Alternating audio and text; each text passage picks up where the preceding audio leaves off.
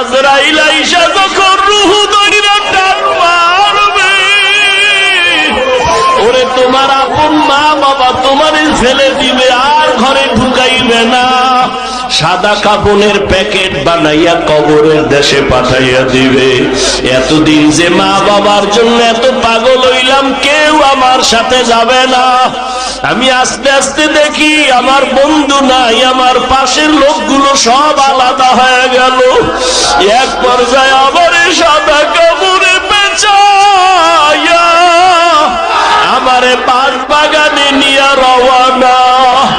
ওই কবরে অন্ধকার ঘর, বাতি নাই, কোনো সাথী নাই। ওই কবরে পাড়াইয়া পাড়াইয়া মাটি দিয়া সবাই চলে গেল, আমি এখন একা। আমার ডানে মাটি, বামে মাটি, সামনে পেছনে উপরে নিচে মাটি। কই আমার বাড়ি, কই আমার গাড়ি, কই আমার সংসার, কই আমার মা বাবা, কই আমার ক্ষমতার চেয়ার, কই আমার সম্মান। এখন এই অন্ধকার কবরে দুইজন ফেরেশতা চলে আসবে প্রশ্ন করার জন্য। রবের পরিচয় দাও, ধর্মের পরিচয় দাও, রহমতের নবীর পরিচয় দাও। আমি যদি মাওলারে না চিনিয়া কবরের বিছানায় যাই, ওরে গুনাহগার বেনামাজি তখন বলবে হা হা লা আদরি, হা হা লা আদরি, হা হা লা আদরি। আফসোস আমি কিছুই জানি না, কিছুই জানি না, কিছুই জানি না। আমার রবকে আমি চিনি না, আমার ধর্ম কি জানি না, মুহাম্মদ নবীকে আমি চিনি না। নবী বলেন সাথে সাথে আমার মাওলা রাগান্বিত কুদরতি আওয়াজ দিবেন। আল্লাহ বলবেন ফেরেশতা এর সাথে আর ভালো ব্যবহার করার কোনো সুযোগ নাই। এই বান্দারে আমি দুনিয়াতে কত আদর করছি, আমি আল্লাহ কত নেয়ামত খাওয়াইলাম।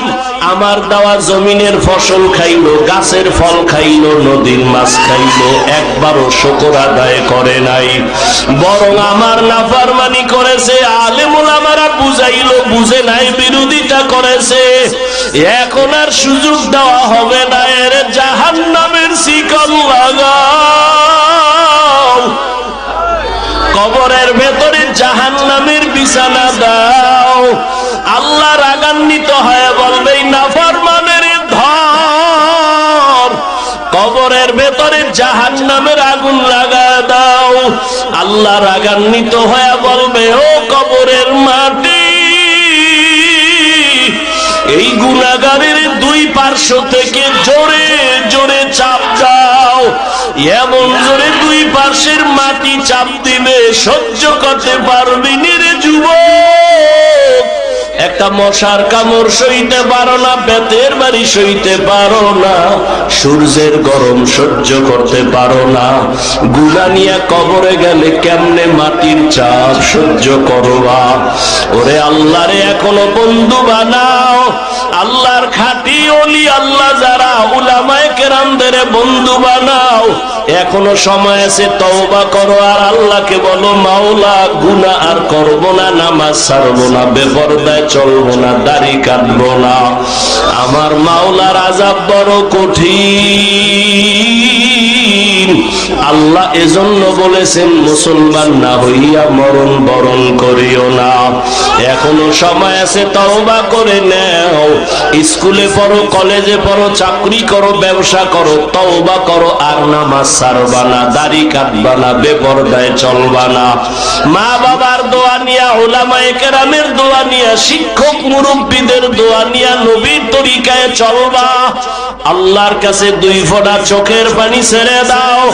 যদি কান্না না আসে মনে করিও গুনার কারণে দিলটা পাথর হয়ে গেছে, আল্লাহ বেজার হয়ে গেছে। এক আওলা এর এত সুন্দর কইরা বানাইছেন, ওই মালিক আমার আল্লাহ না জানি কত সুন্দর। এত সুন্দর আসমান যিনি বানাইছেন তিনি কত সুন্দর, এত সুন্দর কণ্ঠ যিনি দান করছেন তিনি না জানি কত সুন্দর, এত সুন্দর রঙের ফুল বাগান সাজাইছেন তিনি কত সুন্দর। ওরে যারা মাওলার আশিক ওরা ভাবে আর খুঁজে আমার মালিক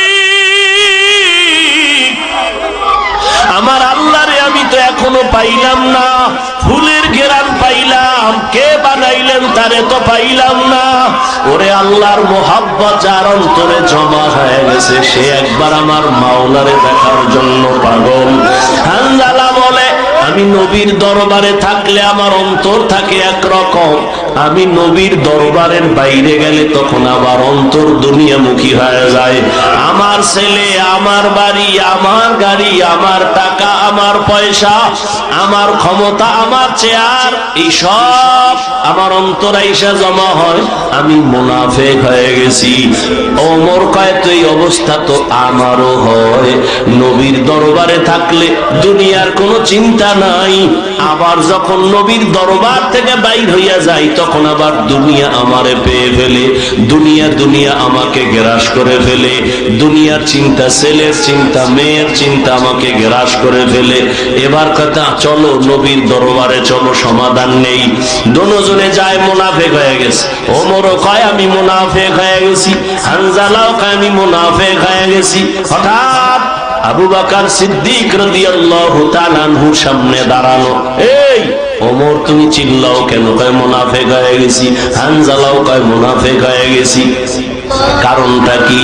বলে এই কারণ, নবীজির দরবারে যখন থাকি মনে হয় যেন দুনিয়াতে আমার আর কিছু নেই, নবী আমার কলিজা, আমি নবীর হাত লাগাই আমার মালিক আল্লাহর সঙ্গে মোলাকাত করব। কিন্তু নবীর দরওয়াজা থেকে বের হইলে তখন আবার ঢুইকা যায় ছেলে, মেয়ে, স্ত্রী, পরিবার, দুনিয়ার চিন্তা। আবু বকর কয়, অবস্থা তো আমারও, মনে হয় আমিও মুনাফিক হয়ে গেছি, আমার মাওলার ভয়। আর তুমি নামাজে দাঁড়াইয়াও দোকান নিয়ে ভাবো, নামাজে দাঁড়াইয়াও ছেলের চিন্তা, মেয়ের চিন্তা, ঘরের চিন্তা, ক্ষমতার চিন্তা। ওরে আবু বকর, নবীর দরবার থেকে বের হইলে দুনিয়া, নবীর দরবারে থাকলে দুনিয়ার চিন্তা নাই, এরপরও ভয়, কান্নার আওয়াজ। আর তোমার আমার তো নামাজের মধ্যেও দুনিয়া ঢুকানো, জিকিরের মধ্যেও দুনিয়া ঢুকানো, তোমার আমার চোখে পানিও নাই, কোনো আফসোসও নাই রে বাবা। নবীর দরবারে গেলেন, রহমতের নবী বলেন, এমন যদি তোমাদের হয় আর ভয় লাগে, এটাই তোমাদের ঈমান যে শুদ্ধ পরিপক্ক, এটাই তার প্রমাণ, তোমাদের ঈমানে কোনো ভেজাল নাই।